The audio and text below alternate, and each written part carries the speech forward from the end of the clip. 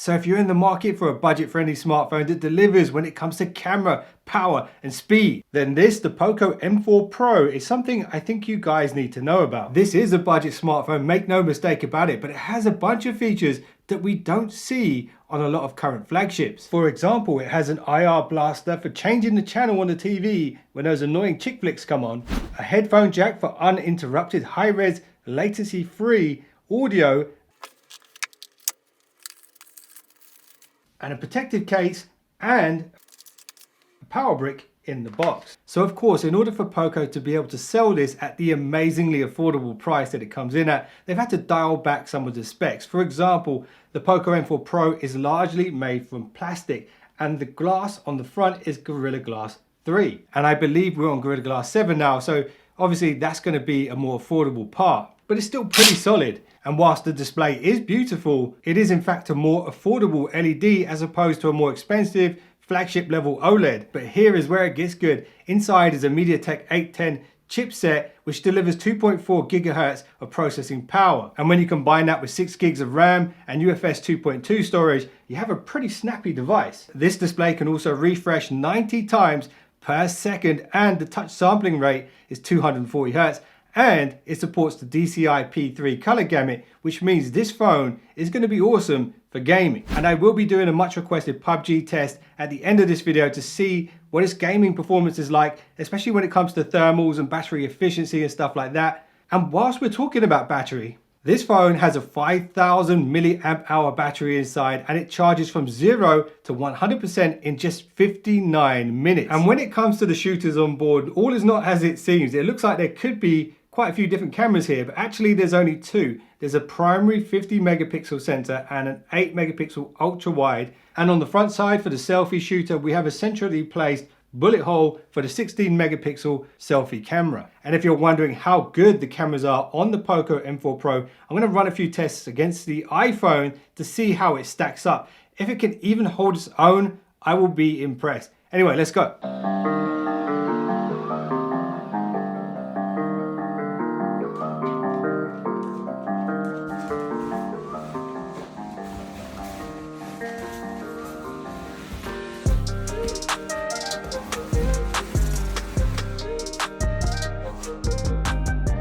That's not your bed.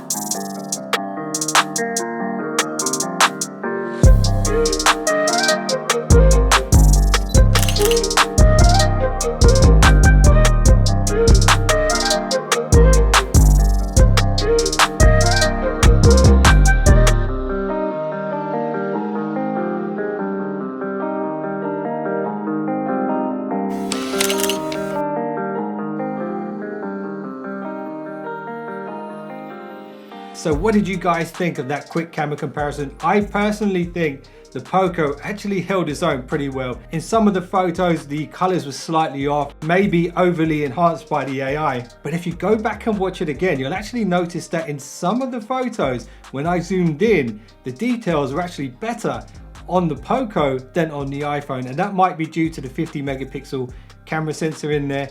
I'm not saying it's perfect and I'm not saying it's better than the iPhone. It does hold its own, and who knows, maybe the camera software will improve the camera's capability in the future with updates. Anyway, now it's time for the gaming test. So in the background of this gaming test, I'm going to be running Antutu. I did run the benchmark to see what kind of score we got. We ranked 101 in the rankings on Antutu. The score here is 355,690. The good thing about Antutu is it's going to keep track of the battery temperature and the CPU temperature. I'm going to play for 20 minutes and then we'll see how it held up after the 20 minutes. Let's launch PubG. So something I didn't mention about this new version of the Poco is it's actually now got dual speakers.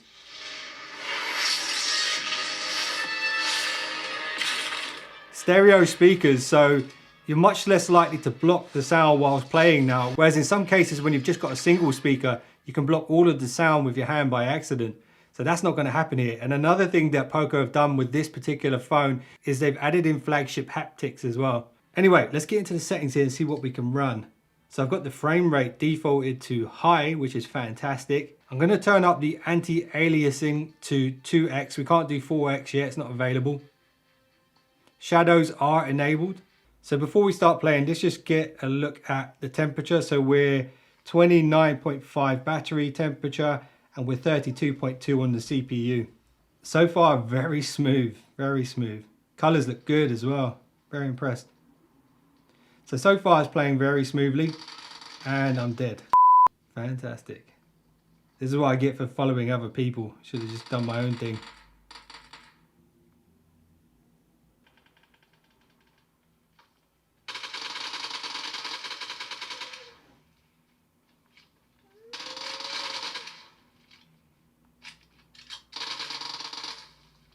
What the f is this? I can't even get one kill. Right, so I've been playing PUBG for about 10 minutes now. I've not seen any stutters or stumbles when it comes to graphics. Everything seems to be rendering really, really nicely. Gameplay is good even when there's lots of action. The temperature has increased a little bit up towards the camera module. The temperature right now, 36.2 on the battery, 46.9 on the CPU. One thing I really like about playing games on this is the haptics is actually really nice. Good, powerful haptics.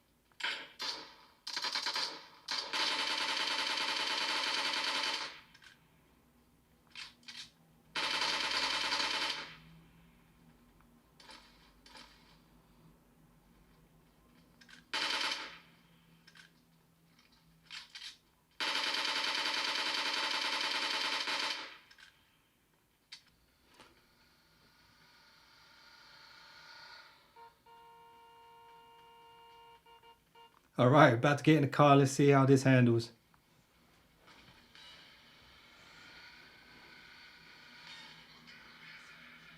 And he's just crashed straight into a rock. Nice.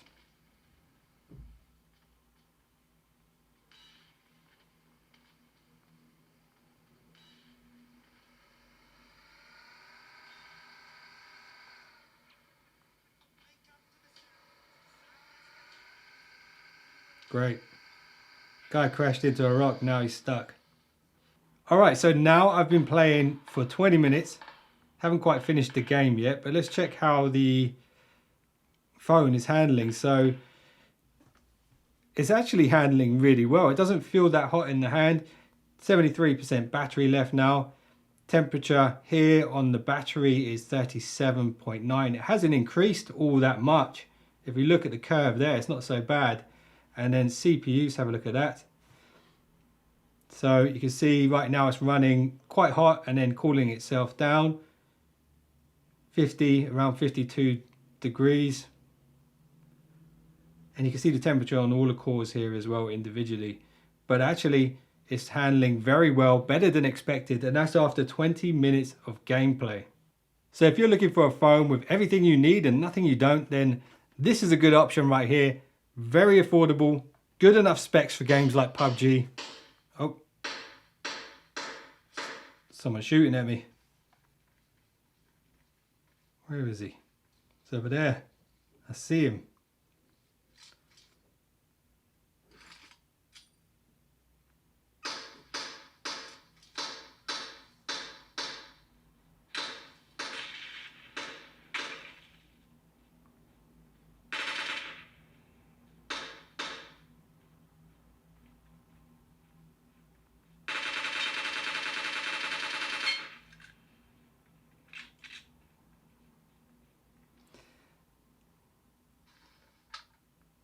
As you can see, this phone is well equipped for PUBG, frame rates, graphics. The thermal performance has also been very good. It's not that hot. And I think I'm even like 25 minutes into playing now. Got a bunch of kills, been in cars and everything. And yeah, fantastic. Performance, brilliant. I can definitely recommend this phone for PUBG.